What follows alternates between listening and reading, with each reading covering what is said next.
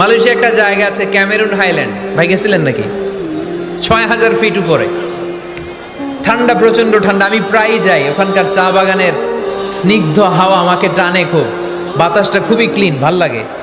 ওই Cameroon হাইল্যান্ডে ৬,০০০ fit উপরে ওরা করেছে ফুলের বাগান, ফলের বাগান, চায়ের বাগান, স্ট্রবেরির বাগান, মধুর চাষ করে। আর এই ৬,০০০ ফিট উপরে এই ভেজিটেবলস আইটেমগুলো দিয়ে তারা পুরো মালয়েশিয়ার খাদ্যদ্রব্যের যত সংকট, সব সংকট তারা দূরীভূত করেছে। সুবহানাল্লাহ পড়েন। তো ওনারা পাহাড়ের উপর চাষ করে, আর আমরা সমতল জায়গায় চাষ করতে চাই না। চাষাবাদ করতে আমাদের লজ্জা লাগে। কি লাগে?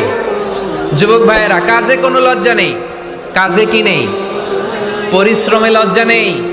লজ্জা হচ্ছে অলসতায়, লজ্জা হচ্ছে অকর্মণ্যতায়। আমরা কাজ করে খেতে চাই, পরিশ্রম করে খেতে চাই। রাজি আছো সবাই?